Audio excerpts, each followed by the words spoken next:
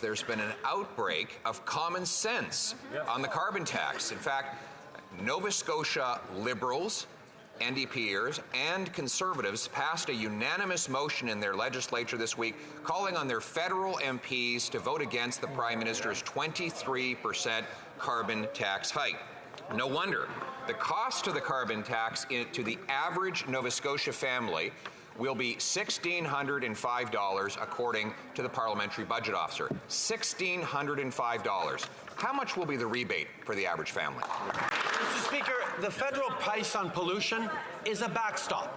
It's a system that we put in place to both fight climate change everywhere across the country and put more money back in the pockets of Canadian families where it applies.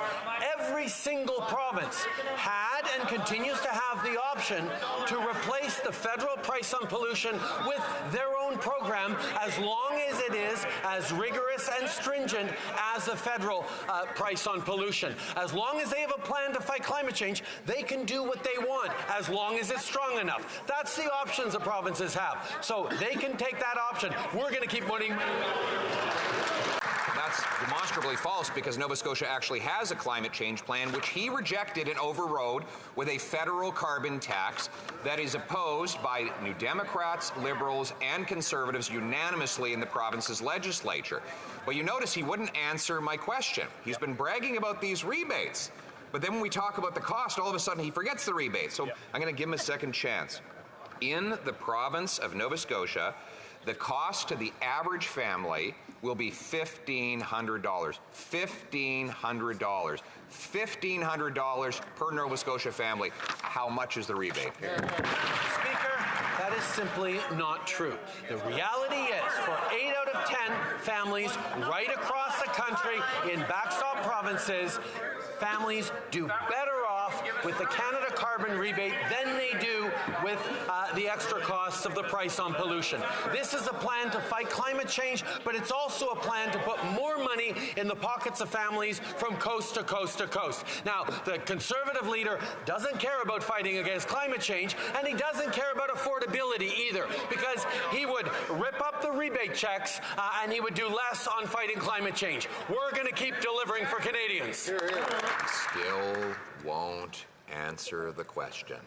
All the Liberal ministers came in with little cue cards a week ago with all these rebates on them. They were waving them around, very proud. And then when we went to the Parliamentary Budget Officer and said, give us the full price by province, and we quoted that, for example, in Nova Scotia, it's $1,500 in cost to the average family, according to the PBO. Again, $1,500 in costs. What is the rebate? The number. Mr. Speaker, we see the lengths to which the Conservative Party will go to mislead Canadians about a plan that fights climate change and puts more money in the pockets out of 8 or 10 Canadian families.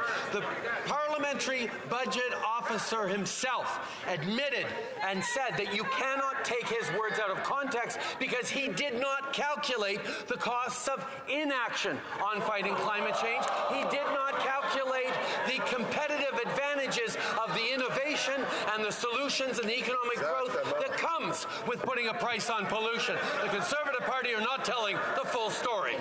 Mr. Speaker, he did not, the Parliamentary Budget Officer did not include the cost of climate change because the carbon tax doesn't address the cost of climate change. The Parliamentary Budget Officer made clear the carbon tax will do nothing to change the cost of climate change, and that's why the tax costs more for every family in every province. So let's go to Alberta, where two of the NDP leadership candidates have come out against the carbon tax, and the Prime Minister's only friend in the province, Naheed Nenshi, has gone totally silent. Albertans will pay $2,900 in carbon tax per family. What will be the rebate for them? Mr. Speaker, $1,800 a year is the average, is the family of 4 in Alberta Canada carbon rebate. That is helping them, and according to an analysis by the Parliamentary Budget Officer, is more than they pay in extra price on pollution because of the price we put into the federal level.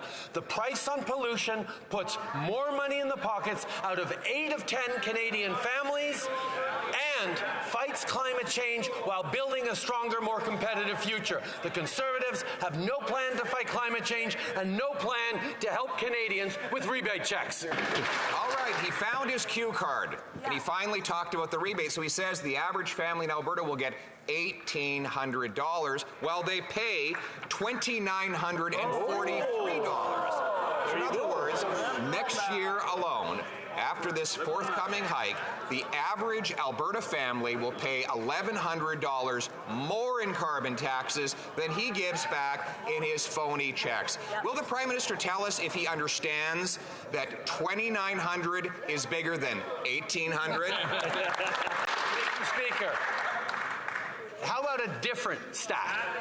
A stat that the Finance Ministry analyzed turns out that for an average income quintile group, the average household of 2.5 Canadians, average net benefit per household in Alberta, $723 a year. Wow. That's $723 in the pockets of the average Albertan family because we put a price on pollution that puts more money back in the pockets out of 8 out of 10 Canadian families. That is what we are doing. That's how we fight climate change. He wants you to know, Mr. Speaker, he has alternative facts. I get mine from the parliamentary officer that reports directly to Parliament and is independent. He's using numbers that come from officials that report to him and depend on him for their job. So let's take another province, Ontario, where the Liberal leader has now come out against this Prime Minister's carbon tax. Maybe she knows that the average cost to an Ontario family of the federal carbon tax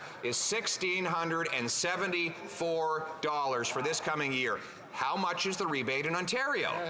The average net benefit per household in Ontario is $255 a year. Wow. That is fighting climate change while putting more money in the pockets of Canadians. The parliamentary budget officer himself demonstrated that 8 out of 10 Canadian families in regions that get the carbon price backstop do better with the price on pollution, put more money back in their pockets than it costs them on the fight for climate change. This is the plan we're delivering for Canadians. That's the plan he wants to scrap.